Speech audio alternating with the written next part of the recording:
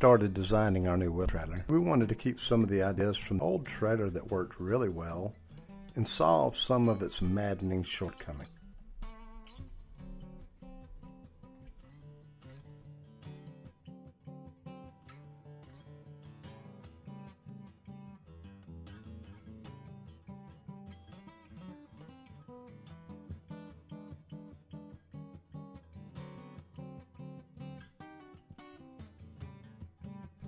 Once I finished the precision drawings, Mark and I lay the trailer out to fit our Lincoln diesel welder.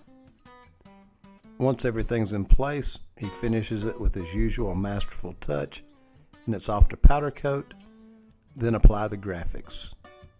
Then we're ready to hit the road.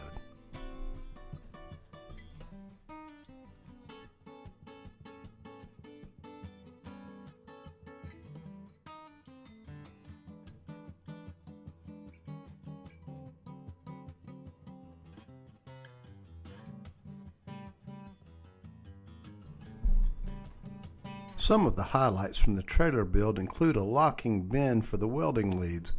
This protects them while they're in use and while they're stowed away on the job site and while the trailer's parked.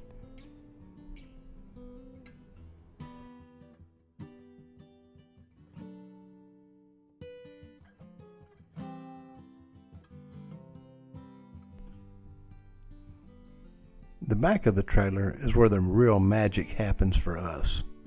Our large 4-foot rollout door holds all the small power tools and hand tools we need to get to work without hunting and scratching around for stuff. There's lighting, access to the welding machine. Coming around to the side, we've got 3 large bins. They hold larger power tools, welding supplies, extension cords, and anything larger we need to go to work.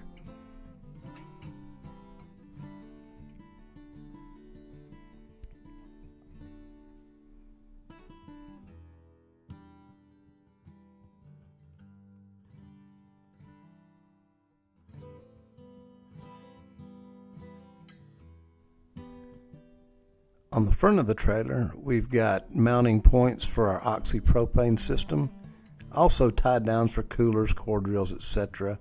And the best part is a multi-position vise, which attaches to the side so we can do hard bending tasks and raises up in line with the toolboxes to give us runoff room for long pieces of steel.